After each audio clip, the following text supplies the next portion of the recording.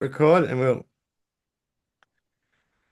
All right. Hey, James, it's Courtney here from Brisbane Stoics. James is in sunny, where are you? Sunny England somewhere.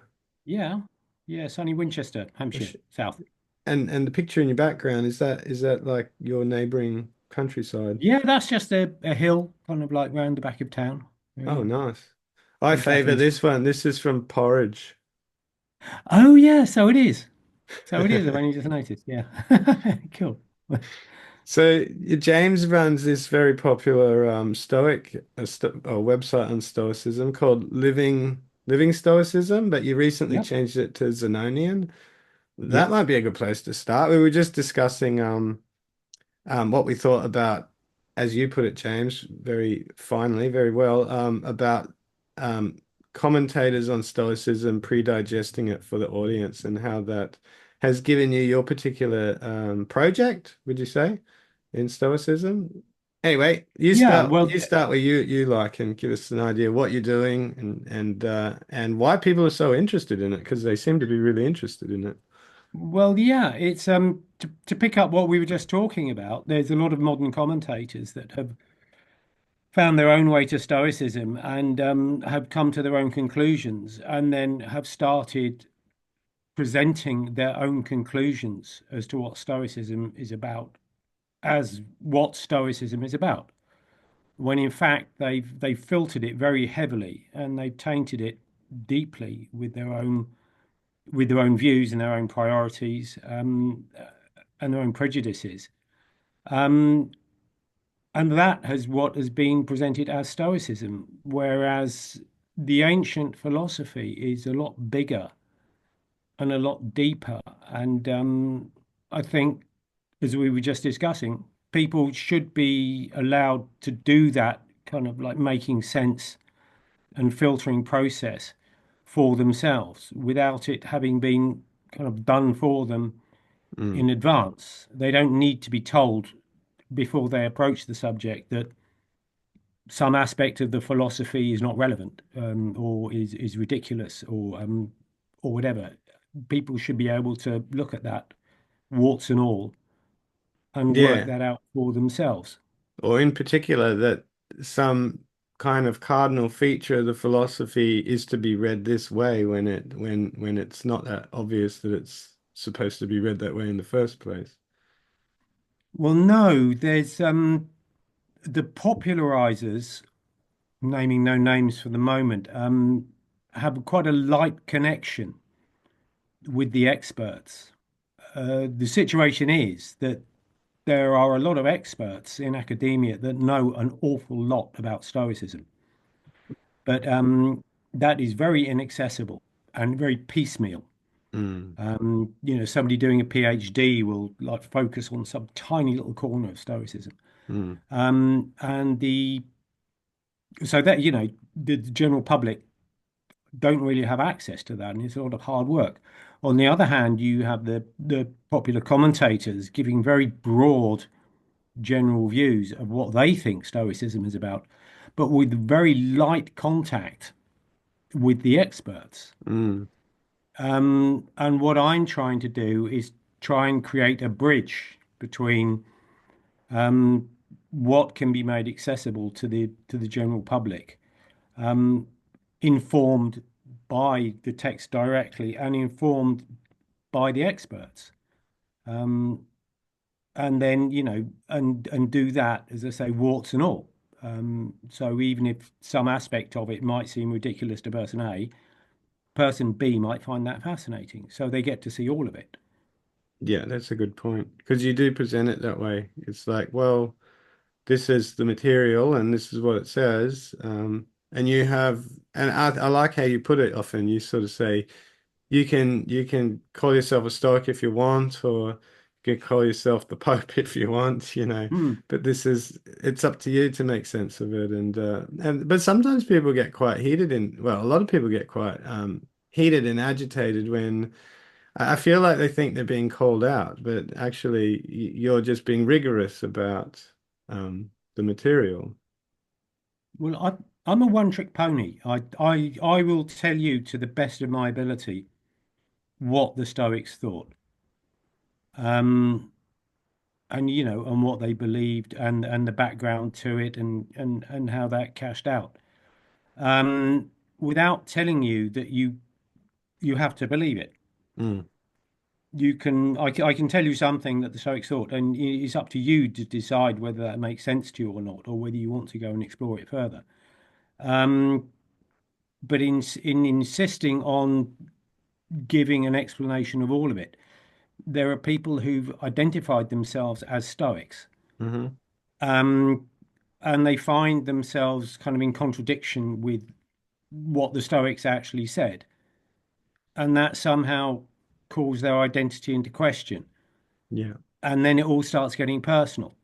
Um, well, it's not about that, I don't care. It sounds, it's not callous, it's none of my business what Yeah, yeah. somebody wants to identify as. But if somebody believes X and the Stoics believe Y, and they still want to call themselves a Stoic, so be it. But the Stoics still believed what they believed. It's Why do you think the experts kind of don't step in and sort of, well, because they are involved in modern Stoicism as an organization, for example, how come they're not a little bit more vocal about, well, this is a kind of a pop culture reading. This is what it actually says. How come someone like yourself, for example, is playing the role of some sort of mediator and you'd think the people who are particularly interested in finding this stuff out and presenting it to an audience wouldn't play like a bigger role in that regard, if you know what I mean. um, I think that's complicated. John Sellers, who, to his credit, he's involved in public philosophy, has discussed this, and he said that fellow experts, fellow philosophers have said to him in private, kind of, I really admire what you're doing, but I would never do that myself Mm. because their job, their role is experts teaching philosophy in an academic environment, and stepping outside that basically to mix it in the public sphere is frowned upon professionally. It's kind of like, I think it's like a peer pressure thing. No. Um, so they don't. And on the other hand, kind of like getting into the mosh pit of debating with people on Facebook or on Reddit Yeah.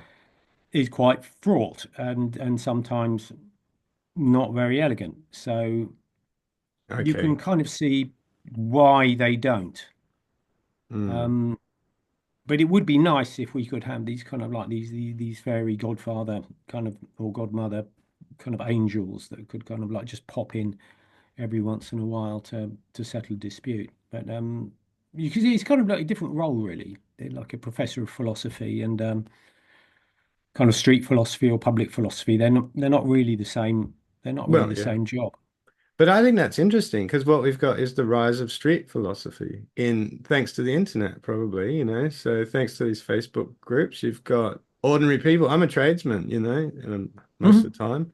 So we're just Hmm. ordinary people, and ordinary people can pick up philosophy. And I imagine that's very much in the spirit of the Hellenistic philosophies, you know. It's a therapy for the soul. It's a philosophy for the everyday Joe and Jane. Mm. So, and Yeah. I find that really exciting. I think it gives voice to the ordinary person. So I'm very happy for it. Mm.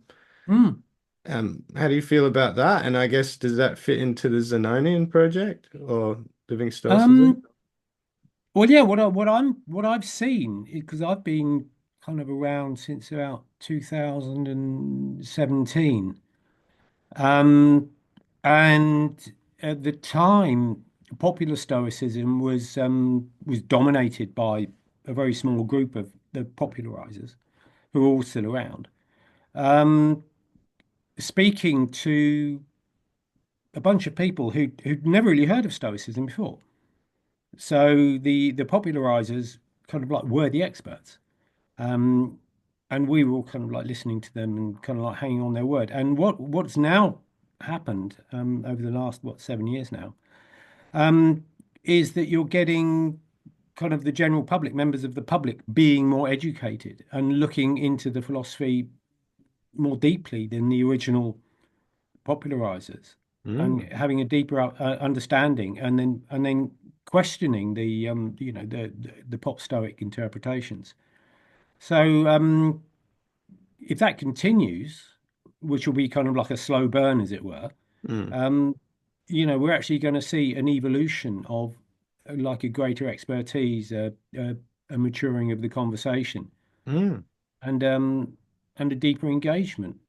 Mm. That's Because great. the thing, my thing is that I come at this from like a philosophical background, not Mm. from a psychotherapeutic background, or not from a self-help background. So I Mm. actually find the the deep philosophy very interesting. Like, how does Mm. this relate to physics? How does this relate to justice? The legal system. Free will, determinism. All the big questions in philosophy. Mm. And that aspect of Stoicism has not really been revived in Mm. serious philosophy as well. So it's, on the one hand, it's kind of public facing. Um, on the other hand, it should be kind of like facing back to the experts as Mm. well, and kind of like making them look at the philosophy more seriously, because And it eclipsed Aristotle, and mm. Aristotle is still wallpaper in modern philosophy, Mm-hmm. and the Stoics eclipsed them, and they're just kind of like not there. Mm-hmm. So it's a very different way of looking at the world, and I think it's worth knowing about, basically. Definitely.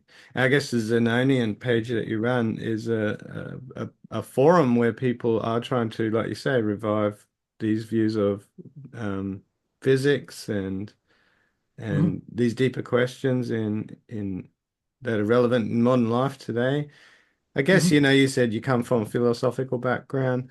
Um, I come from that psychotherapeutic background. And Mhm. again, I think that's what's wonderful about Stoicism is I guess the people who get into a rabbit hole with it, for example, have a pet project, like for Mhm. me, oh, I wonder what the Stoics would have thought about human psychology, that's Mhm. really interesting to me. And I think it completely meshes with your interest in physics, for example. And I think that's exactly what's interesting about Stoicism is you can start at one end of the spectrum or one particular topic and come out somewhere Mhm. else. And there's this cohesion, this kind of harmony between Yeah. Well, I mean, it's all one system. I mm, mean, the psychology is part of the physics. yes, Because physics is a bad way of translating it, because for us it means kind of like the mechanics of big things. yes, we mean nature. But for the Stoics, physis meant nature. So it was the science of living things, Mm, and how living things well, come to be and pass, and how they interact and how they understand themselves. So the whole psychology is fascinating. It's kind of an ecological psychology, if you know mm. J.J. Gibson. I don't know Um, Gibson, but I've been following some of the stuff you post. You got me quite interested in activism. I've been following along and the four mm, E's. Yep, that's great too because I've always been looking for an alternative to kind of the popular Cartesian views, and that took me a long time to get my head around. I was dipping in mm, and out of the phenomenologists and that, but that in activism and it's given me this idea of Stoicism as a way of seeing nature or human beings in nature as deeply embedded in the mm, lived worlds, and that language is just a technology that we use that connects us, deeply embeds us through our systems with one another. I think, and that's the wonderful thing about Stoicism is if you get, it seems if you get really deeply into it, it reveals the world as it ought to be seen, and it takes away the kind of film that we have over our eyes. Do you find that like a bit of a personal revelation for you? I'm constantly astonished as to how modern a lot of it is, because giving it a bit of history, the Greeks saw humans as animals that kind of like grew from the earth, kind of like Mm, we're just kind of complex plants as you know, as far as they were concerned. The Stoics in particular, and that changed with Christianity, and that changed with the Enlightenment, and we kind of came became special and separate, mm, and human minds became something unique that were not of nature and could not be explained naturally. And then Darwin came along and said, you know, basically we've evolved cheese mold really, and that has kind of like put us straight back into nature. mm, So we've got a hook, kind of like post-Darwin, straight back into the pre-Christian era. mm.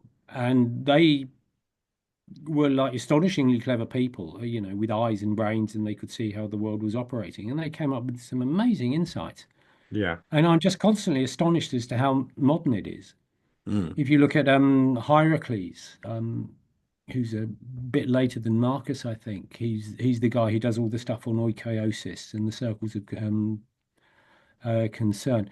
He also does stuff on animal perception mm, and you know, like how do birds know they have wings, and you know mm. how do bulls know they have horns and what they are for. Yeah. So, like humans or animals in the same sense, we have hands. You know, like what Oh, are they for? yeah. Um, we have language. What is that for, and how do we know it? And it's basically bringing us back down to earth, where we're not kind of disembodied minds Mm-hmm. looking at the world through a kind of like a veil of perception. We're Mm-hmm. kind of like with the inactivism, we're actually part of the world and mixed in with it, Yeah. and fully participating in it. This is the 19th century thing of like the stranger alone in a society of strangers, Mm, um, and which is existentialism and everything. And the Stoics just throw that all away. And yeah. you know, we're back in as rational social animals Yeah. in a natural world. So it's a very refreshing way of looking at things.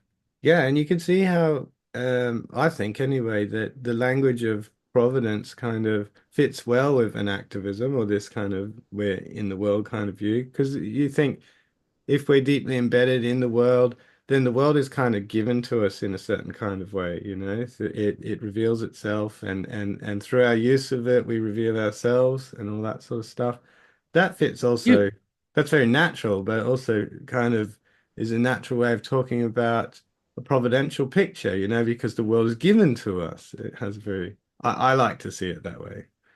Well, I mean, it's lovely. There's two quotes. I won't be able to pull them out off the top of my head. One is by Panaetius and or Cicero quoting Panaetius, and the other one's by Daniel Dennett.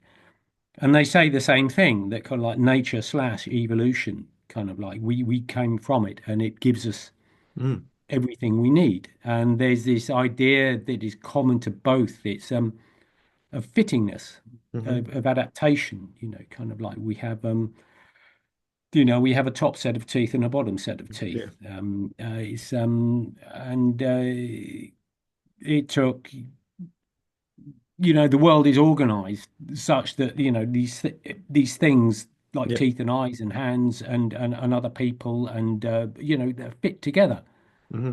that we get you know, like food comes out of the ground. I mean, wow, Yeah. you know, like what's that about? It's and we've kind of like developed over millennia to be able to take advantage of that. So it's kind of there's an optimism to it that, Yeah. you know, it's not all roses, but kind of we have a place in the world. Without having to have a magical kind of benign father sitting on a cloud somewhere. We can find it in the world all the time with us. Yeah, checking you're not fiddling with yourself under the blankets. It's no, this example from Plato is that the Stoics use. It's the idea of the world as a well-ordered house, Hmm. that you're, you know, like we have this space where everything we need is basically available to Yeah. us. And it gives a If really, only we could know how to use it properly. yes. So that is the benevolence of providence, is that, you know, we have been provided for.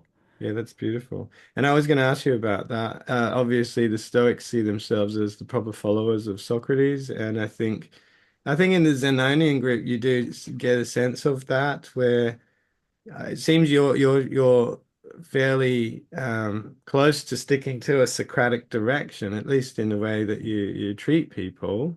It has that feeling about it, and it raises a kind of dialectic, and I think dialectic produces a kind of community. So it kind of goes back to what we were saying earlier on about the amateur voice, the street philosophy and all that. It seems the Socratic approach, I was going to say, gives a place, a platform for street philosophy to happen. And I think would you agree that that's kind of part of your project is to follow Yeah, that kind of the yeah. yeah, I am kind of accused of being kind of like just a historian and a philosopher, and it's not practical, which is nothing could be further from the truth. Mm, Um, but the Socratic thing is, if you boil it right down, is why do you think what do you think? mm, What are your reasons for thinking it? And is mm. it is it on target? Are you deluding yourself? Yeah. And I've Are you noticed fooling yourself? Are you lying to yourself? and It's and the whole like self-knowledge thing. and like Socrates, and I mean, I'm not trying to put you on the spot by making these sort of comparisons, but he doesn't let people get off the hook too easily. And generally in polite discourse, we tend to let people off the hook with some sort of throwaway line like, "Oh, well, it's just what I think." Oh, okay, yeah, fair enough. Okay, we'll have a good cup of tea. But instead you kind of go the next step and say, well, why do you think that? Why do you think that? Why do you think that? And I've noticed you'll actually stick with somebody and try and educate them. So, and obviously that to me looks, Well, it's to educate them, but there's also an awareness that the people are watching.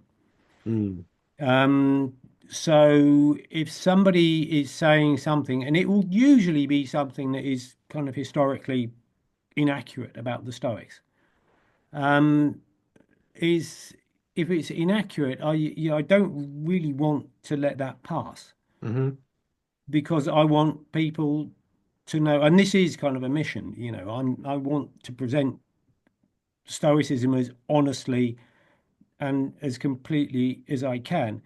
And if somebody's kind of cutting corners and saying, "Oh, well, it's something else," I'm going to say, "Well, that's not, that's not justifiable, and that's not what we're about. We're not about." I was going to say it's not about people pleasing. You don't want to upset everybody, yeah, but the project is education. And if somebody doesn't want to listen to you, I'm going to carry on saying the same thing, yeah, you know, fair and enough. yeah. Well, maybe that could be the name of the book, Honest Stoicism, huh? Oh, I've got about six names for it. Okay, I can't remember what the latest one is. Are you going to bring out a book? That would be interesting. It's harder than you think actually, because I'm actually trying to like cover everything. It's Um, going to be a big book. wait, no, well, that's the other thing. I want to keep it down. Like Uh, it's not going to be. You don't want to frighten people. So it's going to be, like a regular sized book. But it's going to have to pretty much cover everything because there is still no textbook for Stoicism. If mm. somebody says, I want to learn about Stoicism, recommend me a book. There isn't one. I believe the Dummy's Guide just released one. That is that's I mean it's kind of flawed. It's kind of like pre-digested I'm sure it is. and kind of uncharitable as well. They will say, well, like clearly this aspect is rubbish. Mm, And you say, well, A, you shouldn't really be passing that judgment. And it actually makes a lot of sense if you look at it from another direction. hmm Um, and what people haven't grasped, which is my current thing, is that it's a completely different way of seeing things that we are not familiar with. hmm So people like the guys who wrote the Dummies Guide, they have their traditional cookie cut Plato, Aristotle, Aquinas, Kant, Hume um, philosophy education. And Stoicism is bluntly odd to them. So they're just kind of like waving their hands and say, well, this doesn't make sense. Yeah. And I say, well, if you know, if you came at it, if you engaged with the Stoics more seriously, Hmm. and instead of engaging with Kant, you engaged with Spinoza, or you know, instead of engaging with Hume, you engaged with Thomas Reid and all these other kind of like philosophers in parallel traditions. It makes a lot of sense. Hmm. Um, but it's a process philosophy, Yeah. um, which is keeping it simple. Which is, you know, like it's a very different way of understanding things. It's not the same as atoms. It's not the same as substances. It's not the same as Yeah. kind of like laws of nature. It's something else. And there's an interview with Tony Long on Massimo Pigliucci when he just said, "Oh, I've just realised it's a process philosophy." Oh, there you And go. you going, "Yeah, yes, yes, yes, it is." So Yeah. it's a completely different way of seeing the world.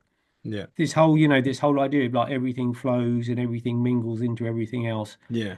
Things arise and then sink back in, and there's not really any kind of like really kind of discrete fixed objects in the world that everything kind of like comes out of everything else.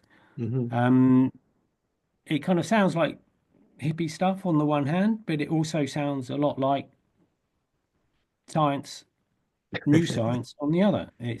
Well, I agree. I It's was reading fascinating. Carl Rogers, who was that psychotherapist or psychiatrist in the 50s, and he kind of came up with these radical notions in psychotherapy of positive unconditional regard, for example, Mm, and being non-judgmental in the therapy space and treating the person as their own expert of their own life. And I read his article from 1970 something, and basically it's process philosophy. That's how he mm, gets to his how to treat people kindly. It comes out of this consciousness as actualizing, and that the universe has a kind of formative tendency where smaller things gather into bigger things and eventually mm, consciousness arises. And it just shows you how practical that can be, because he revolutionized the space from, something that used to be, say, expert driven, the psychoanalytic what do you call it, couch, into treating people with this um, rational dignity and rational respect. And that's what I love about mm. this, is it crosses barriers. You can be talking about quantum theory or whatever. You could be talking about the four E's of the new science of the mind, for example, or you can be talking about 1950s psychotherapy and its movements away from psychoanalysis, and you find process philosophy in the background. Yeah. William James is somebody I don't know Mm, that much about, but his name's just cropped up as a process thinker. mm, So that's a new channel to look into. So you know, as you understand more, kind of like it opens up more doors and more avenues, yeah, and then you can go back to the Stoics and kind of like understand things kind of yeah, I agree. differently again. But And I think William James famously read where he talks about his reading of the Meditations, for example, because he dealt with depression for a big chunk mm, of his life. And and I think the interesting thing about James is it leads to, well, his final position is pragmatism. And I think that's kind of a middle way for a lot of people who do Stoicism. They kind of end up with this point of like, well, it may or may not be true, but maybe the truth is not the most important thing, but rather the quality of life it gives me. That's very much a kind of William James takes a kind of view, like at least that's how his view is popularized nowadays, pragmatism. yeah, I was thinking of falling down a rabbit hole on that. Yeah, I can see how you can get from process philosophy to pragmatism Hmm. because everything is kind of well, it's like virtue ethics. Everything is relational. That's the Hmm. the process thing. That's the causality thing. So you don't so you can't have. kind of like fixed rules and fixed laws of like you must do this or you must do that or you mustn't do this because everything depends. And all you've got to do is make the best sense of what is going on to the best of your ability, which is the whole Socratic thing, Mm. is kind of like making sense of stuff, Yeah. and acting in the most appropriate way Yeah. to the best of your understanding, which sounds like, like silly common sense, but it's actually quite, That's profound. yeah, I've it's been, actually quite radical. it is. To be honest, I got knocked off my feet reading that Euthydemus. I stuck with it for like 6 months or a year.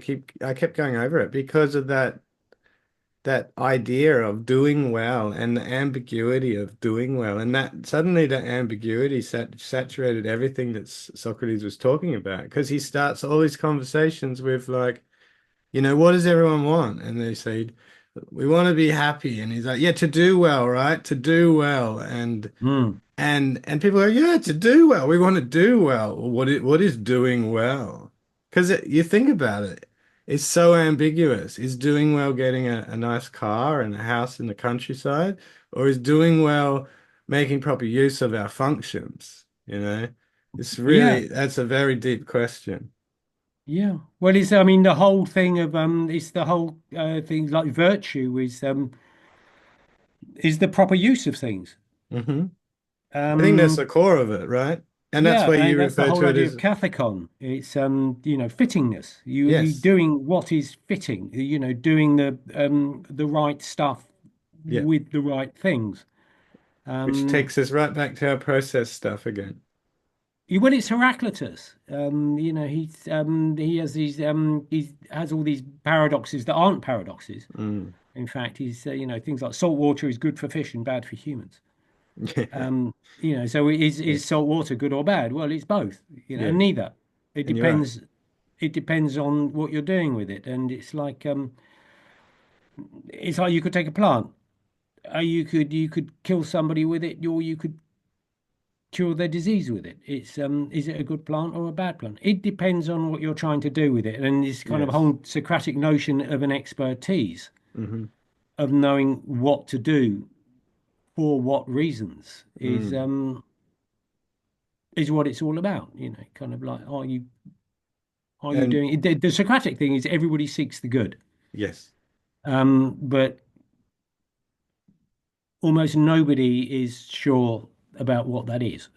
absolutely. But we can't act without some notion of the good in the background. That's our understanding constitutes our movements and our motions in the world, and Well, that's that's Epictetus is big on this, and this is back to mm, Hierocles and back to the animals.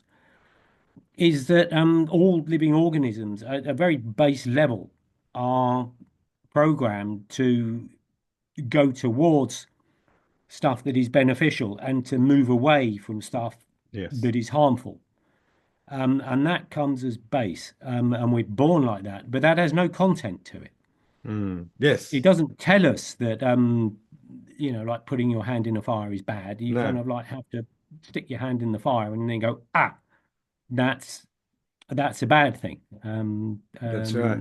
And that's what another thing that really struck me one of those things that the more you sit with it, the more profound it is. But the more obvious it is too, is it's in Diogenes Laertius, the idea of that nature has made us conducive towards our own constitution. So it's just such a profound idea. Like, oh yeah, of course. But like you say, it doesn't have content. It's just that we're made that way to know that we should pursue things that are going to help us to do well back into that Socratic thing again. It's very modern. It's very, very modern. I was thinking of Daniel Dennett. May he rest in peace. Said what the first law of evolution was don't eat yourself. Yeah, It's kind that's of like, and right. it's the whole thing, like the first impulse of all animals is the Yeah, integrity of themselves. yeah, Um, so which is like basically avoiding damage, yeah, and then kind of like maintaining yourself. And this is Hierocles again, and that kind of extends from yourself Yep. to your parents, to your children, to your neighbors, to your friends. So, this blurring of the barriers between care of self Hmm. as a priority and how that transforms into care of others. Yep. It reminds me, who's the guy's name? Kohlberg. Mm. Kohlberg's developmental theories of morality. Oh, Kohlberg. Uh, I don't know Yeah, Kohlberg. Kohlberg. Yeah, Yeah. it's you start off where like you pull your sister's hair and then your mother tells you off, so you don't pull your mother's hair because your mother tells you not to, and then you understand that you shouldn't because it hurts Sarah, and then as you get Yeah. older, you understand that you shouldn't do it because if somebody did it to you, it would hurt you, Yeah. and then you get to the whole thing, as you get older, you say, well, just hurting people is wrong. Yeah. Um, so that the eukaryosis is this kind of like developmental Mm. understanding of ethics. I see Um, it even it kind of runs deeper than that because if you totally are committed to this idea of choosing the good for yourself, because nature has just made us that way to move towards beneficial things. Well, this is where I get interested in it as a psychotherapist is, well, what does that mean about the kind of person who falls into a state with themselves where they see themselves as doing wrong or not doing well in life? And that's to me what I see every day when you talk to people who are struggling in their lives. They have this inner voice that's saying things to them like you're a piece of shit, you don't deserve anything good. That's so counter to this kind of natural instinct that apparently we've been raised with.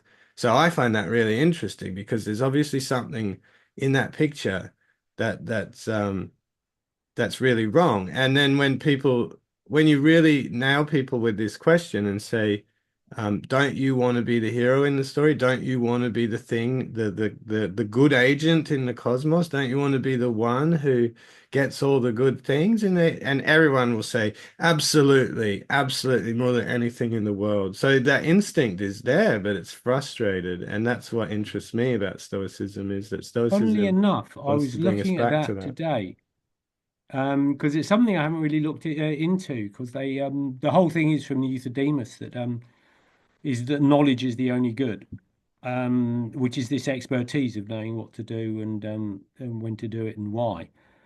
And conversely, like ignorance is the only vice.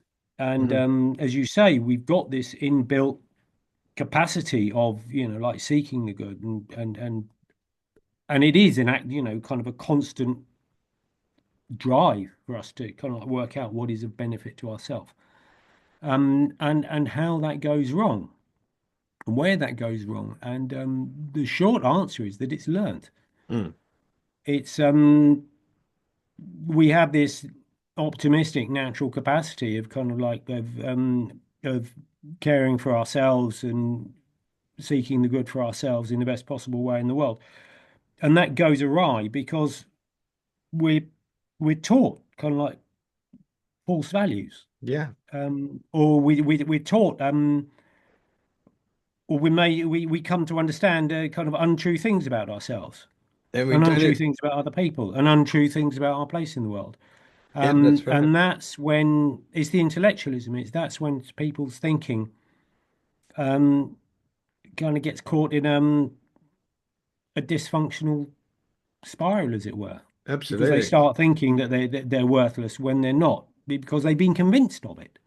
Yep. And you're right, it is a spiral. It reinforces it. We build on that false knowledge, on the errors, the capacity to make error gets stronger. Yeah, because you start coming up with confirmation bias. If your parent tells you you're stupid, and then your teacher tells you you're stupid, and then you Yeah, you go out into the world looking for evidence that you're stupid, and you find it. exactly. It's so you like you find what you're looking for. It's Yeah. um So it's there's a lot at stake really talking about Stoicism because like you say, you want to present something to people that's pre-digested or not digested for them by some expert. Same thing, I'd like to go back and think about what psychology's missed, because psychology has only been around for about 200 years, whereas Stoicism had about 500 years at least to think mm, through these very interesting questions. And I think they got a lot further with it. And I think psychology today has made some wrong turns. So I think psychology would benefit from a rethinking.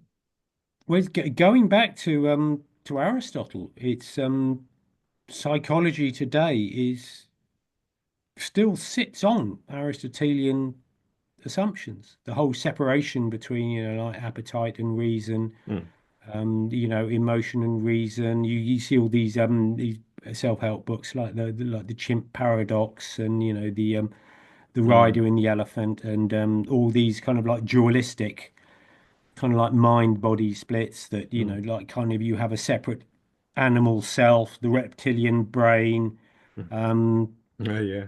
and It that is kind of rife. And the it turned Stoics is out, Christopher Gill is very good on this. yeah, and it He's turned out that Carl Sagan invented the tripartite brain or whatever as it's used he nowadays. popularized it. Popularized it. He Yeah. there no, there's a guy called McLean who invented it, and then Sagan mentioned it or discussed it in a book. Yes, discussed it in the book. Um, uh, Yeah, and I was just thinking, it was Carl Sagan's wife was the guy that the woman that invented came up with Gaia theory. Oh, really? Yeah, that's a bit of a tangent though. Hmm. Um, and I forgot where I was. Well, no, I'm trying to wrap it up. So I'm thinking, All right. like, what can you say about, in the context of what we just spoken about? What about the Brisbane Stoics? They want to do a deep dive into Stoicism. Why should they join the Zenonian group? And what would be good about that for them? Um, well, because it's access to it's like freebase. It's like freebasing Stoicism. It's the yeah, it's getting kind of like access to the pure stuff. I mean, I present it as honestly as I can, but I was somebody, like born in the 20th century, like Yeah, I'm yeah. not an ancient Greek. So I can't explain it as well as, if you had Chrysippus speaking fluent English sitting in front of you. It's so I have my own biases and lenses, but it's kind of like it's the pure stuff, and it's all of it. And even Mm, if I don't, I mean, I don't often get to discuss what I actually think because what I'm presenting is what other people thought yeah. as best I can. And I might actually think something at the back of my mind going, I'm not really convinced by that. But Mm, I'm not going to say, don't to anybody, don't bother looking into that because I'm not convinced by it. mm, Because I might have misunderstood it and somebody else may look into it and follow it up yeah. and find out it makes more sense than I ever did. So, yeah, Well, so it's I'm accused of gatekeeping. It's the opposite. I said that once, but I didn't mean it that way. I meant Oh, it's I didn't have that in mind, actually. I didn't have that in Yeah. mind. What I meant was, though, when I do say those sorts of things, is it's really good that there are people here willing to stand in the way of, say, like you said, experts who have made up their mind that this is the way it should be, and they're quite powerful. They have a powerful rhetoric at hand, and they've got marketing on their side, and they can push their agenda. And I've always thought some people have to stand in the way of that. If there's something that needs protecting, then so be it. Well, I mean, I thought when I discovered Stoicism, I thought, okay, there's going to be loads of stuff out there. There's going to be lots of kind of like really clever people who've written a lot of stuff, accessible stuff Mm. that people can plug into. And I kind of like looks around and you go like, well, this is all, stuff made up, like improvised, um, thought through by people who haven't really engaged with the subject. And if you look out there now, it's better. It's better now, Yeah, but it's still early days. It's sure. still early days. I think I think. the amateur street philosopher audience or whatever we want to call it, they've done a really good job. And people like yourself, kind of manning the helm, have done a really good job. Like you stand up to those guys that no one would dare stand up to, really, basically. So, and that's really, I think that's a really important task. And you know, I'm reminded, when I first came across Stoicism, I think I read a paper by John Sellers on Romans. Stoic mindfulness and how it's not Hmm. meditation, basically. And I was really struck by that because my background in psychology was in critical psych. And there's this influence from Foucault, who talks about discourses of power. And he was talking about how psychiatry or the psi complex is this really powerful discourse and it makes its way into ordinary life and it kind of subsumes our common sense understandings of ourselves. Hmm. When I saw Stoicism being used by some educators to do psychological techniques, for example, straight away I said, look, there you go. That's the psi discourse. That's psychology infiltrating this new hobby, new interest, this new thing that has appeared in the world, Stoicism as a kind of Hmm. modern movement. And and I said to myself, give it 10 years, give it 15 years, they'll do to it what they did to mindfulness. They'll rip the guts out of it and they'll present it as a bag of tricks that you can use to present to a client. And it'll be completely stripped back of anything meaningful. It'll just be a technique. And so I thought, and this is why I keep saying it's good that there are gatekeepers. We need to prevent that from happening. We need to prevent them from um, devouring it and The regurgitating the skeleton of it. I think a few years ago there was a fight for the label for Stoicism. Is everybody standing up saying, I'm the new Stoic, I'm the new Stoic, I'm the new Stoic, and everybody kind of like trying to claim an identity. And I think there might have been a window when it might have been possible to kind of like draw an outline to what a new Stoicism might have been. But that was lost. That opportunity was lost. And now kind of anybody with a YouTube account is a Stoic. Yeah. It's if you look at Stoic Week, and Tim LeBon and his Stoic exercises, and he says, "Oh, come and join us, and you can do Oh yeah, Stoicism for a yeah. week." Like a couple of years ago, I'd be jumping up and down saying, "But that's not Stoicism. But that's not Stoicism." And now I'm kind of like, okay, Yeah. like the horse has bolted, like the milk has been spilled. Yeah, you can have It, that. You can call yourself but it was Stoicism. always going to. That's kind of the point too. Yeah. But we Yeah, need but if we can to, keep, you I like the need, term slow burn. I just came up with it. If we can keep the kind of like the interest yes, in the basics in the Greeks and in the Romans, if we can keep that burning, yes. that's like it's a deep seam to be mined.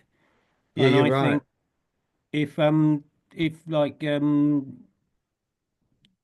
Stoicism as psychological exercises is going to go the way of mindfulness, it's going to run out of steam because it has no depth. It's just going to be incorporated, as you suggest, into just a host of other techniques that psychotherapists are using kind of Yes. pragmatically, and they're not really particularly interested in where it came from in the same place if it works.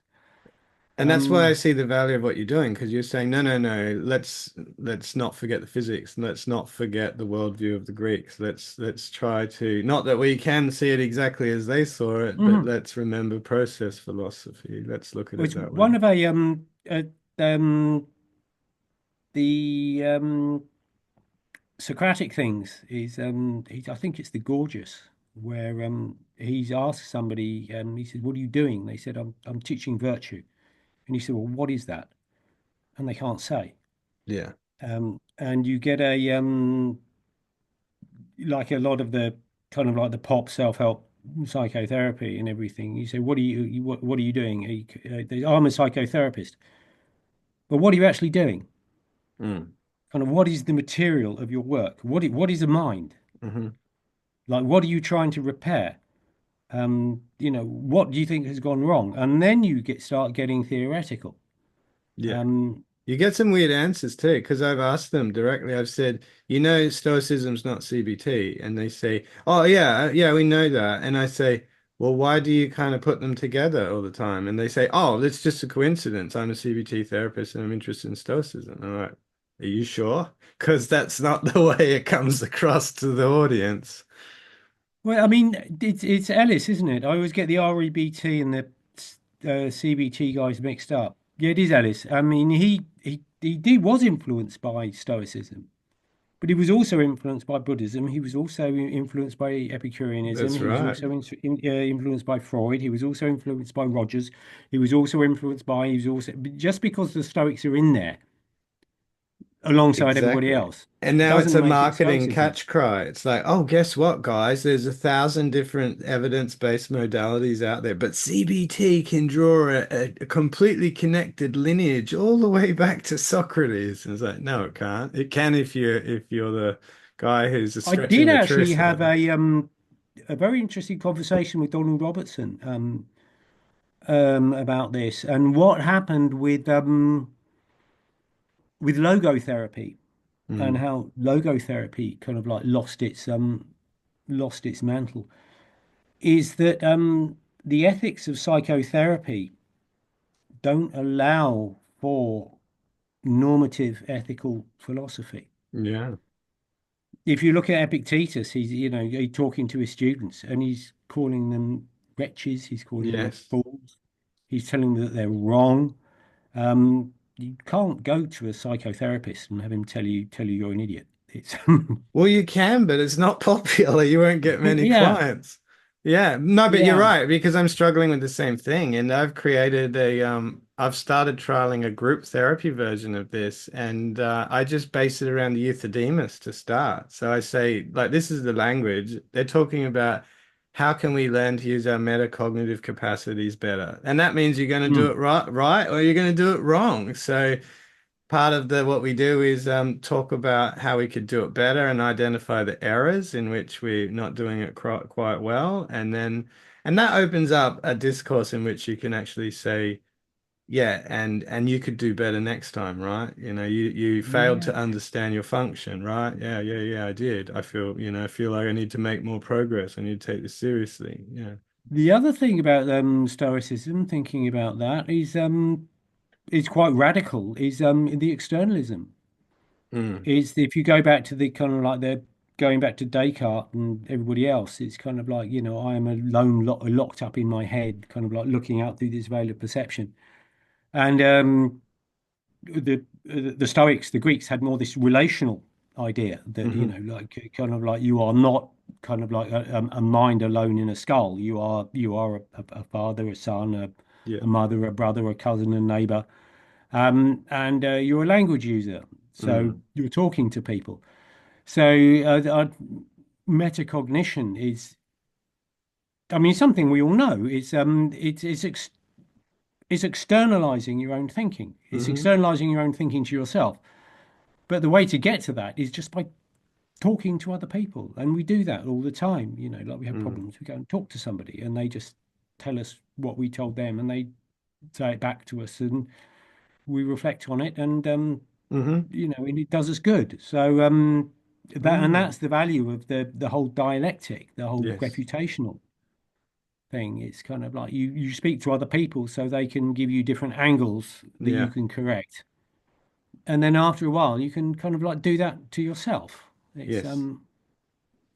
you don't, yeah, externalism. It goes through the epistemology and through the ethics and through the theory of mind and everything. Is that you're kind of like we're linked. Yeah. So language is We're a form linked of, into everything else. yeah, and language is action, and through it we interact with other people. And you're right, like I guess there's a sense in which the familiar, we lose the kind of specialness of it because it's familiar. But yeah, when we talk to people, because our theme, for example, in the Brisbane Stoics this year is getting together as a community and having these conversations to Mm. teach one another, to cause one another to reflect. And that's one of the great things about the Zenonian page, the Living Stoicism. And it's a great thing about just making new friends. Like we've never spoken before, and this is a really No, great conversation. no, it seems like So we've known each other for years. yeah, exactly. So, I guess we should wrap it up there because otherwise we would go on forever. But yeah, it's a never-ending conversation too. Like it is a conversation that where people can keep revisiting and it's a meaningful conversation. So thank you Yeah, I for know. that, James. Yeah, it's a pleasure, absolute pleasure. Yeah. All right, my friend. Well, I'll catch you on the Living Stoicism site sometime. Enjoy the rest of your weekend. Yeah, and you, lovely talking to you. Yeah, you too, James. Cheers, bye. See ya. Bye.